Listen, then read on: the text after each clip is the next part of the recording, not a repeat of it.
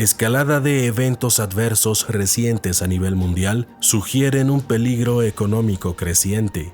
El declive económico es un proceso que lleva muchos años, y si bien es posible que en cualquier momento ocurra un evento como el desplome de la bolsa de 1929 o el de 2008, estos momentos de pánico no son más que los restos que dejó la gran ola de hielo que se desploma y que ahora todo el mundo comienza a sufrir. Muchos lo negaron o simplemente pensaron que se trataba de teorías de conspiración. En 2022, el trabajo de advertir a las personas es mucho más fácil de lo que solía ser, porque los problemas ya han sobrepasado con creces el punto límite del proceso de declive o el colapso sistémico. Pero créanlo o no, todavía hay personas que se rehúsan a ver el panorama y deciden ponerse una venda a los ojos. El poder de la ignorancia voluntaria es verdaderamente asombroso. Es suficiente como para hacer que una persona se ciegue a la crisis estanflacionaria que tiene enfrente y que ya golpea al mundo.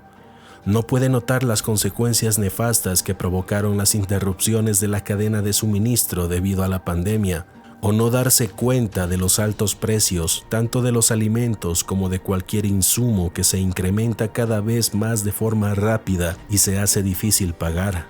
En este punto creo que si una persona no puede ver los peligros que se avecinan, probablemente sea una pérdida de tiempo y espacio y esté destinada a ser enterrada por el hielo. No hay nada que se pueda hacer por ellos. En el último mes ha habido un repunte considerable en la actividad económica y geopolítica que sugiere que estamos entrando en una nueva fase y nos sorprende que todo se esté acumulando justo antes de que lleguemos a octubre. La crisis energética europea.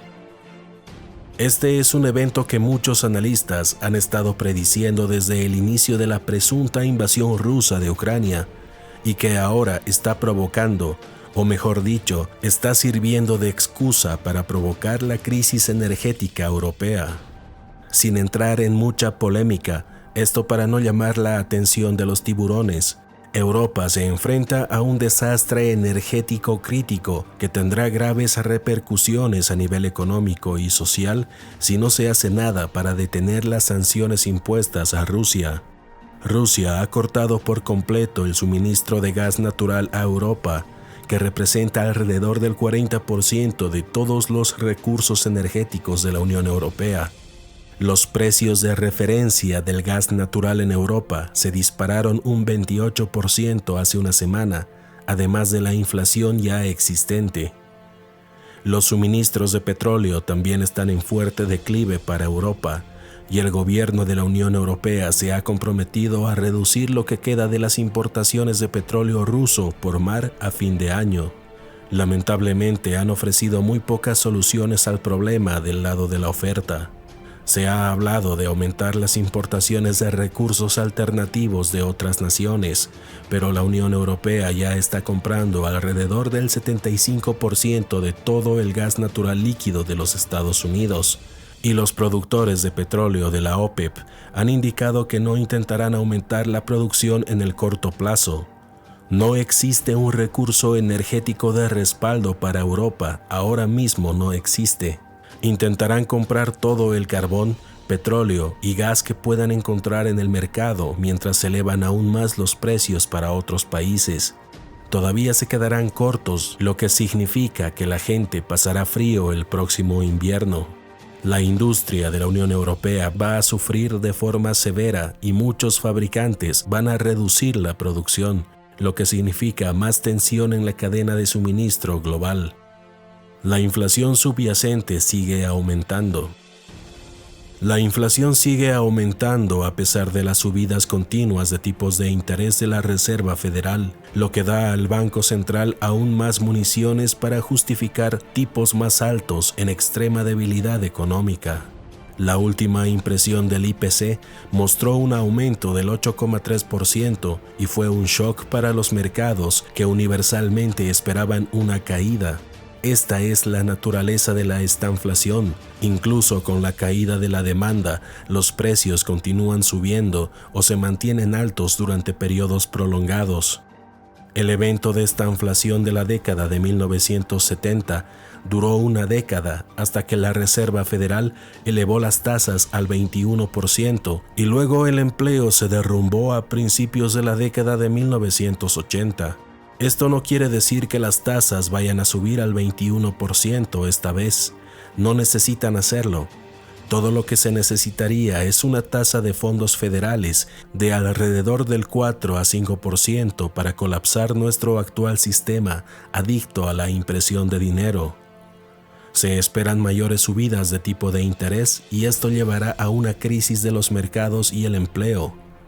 Se espera que en 2023 el desempleo realmente comience a aumentar. Reunión de Putin con Xi.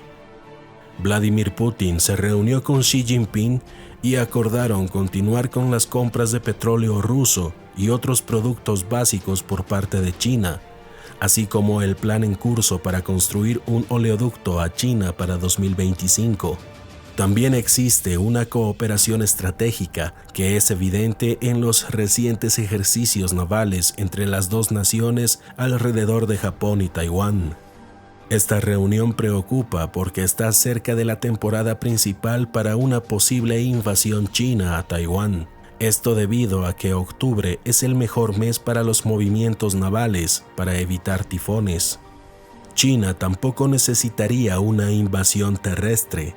Simplemente podrían cortar todo el comercio de importación y exportación de cualquier fuente que no sea China y matar de hambre a Taiwán hasta que acepten la unificación. La situación se complica aún más después de que Biden volvió a prometer que las fuerzas estadounidenses defenderán Taiwán si China invade.